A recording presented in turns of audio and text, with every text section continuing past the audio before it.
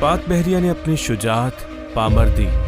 और कुर्बानियों की दास्तानें सर क्रीक से लेकर गवादर और खलीज बंगाल से लेकर काठियावाड़ के साहिलों तक के पानियों पर रकम की हैं। एशिया में पहली आबदोज कुवत रखने वाली इस बहरिया ने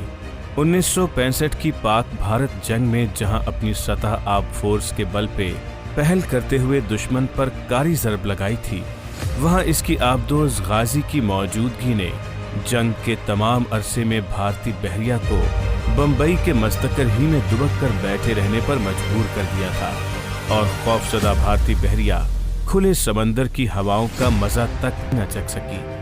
आज से 50 साल कबल की एक अस्करी हकीकत ये भी है कि पाकिस्तान नेवी की आबदोज स्क्वाड्रन ने भारतीय बहरिया को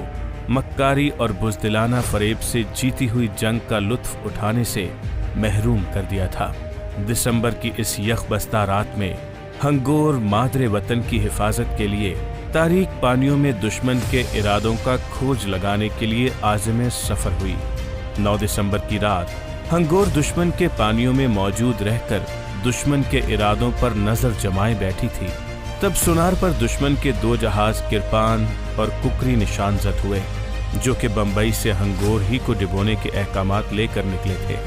मगर हंगोर ने उन्हें टॉर्पीडो की वो ज़रब लगाई जिसे बहरी इस्तिलाह में डाउन द थ्रोट शॉट कहते हैं। कुकरी चंद लम्हों में ही समंदर की लहरों की नजर हो गया। पीएनएस हंगोर के जांबाज अमले के हाथों भारतीय जहाज कुकरी समंदर बुर्द हुआ, जबकि उसका साथी किरपान शदीद ज़रबें खाकर अपने ही पानियों से मुस्तकिल तौर पर जंगी इस्तेमाल के लिए नाकारा हो जाने की हजीमत उठाए फरार हुआ। तदबीराती महारत का ये बहादुराना मिशन दुश्मन पर एक कारी वार साबित हुआ,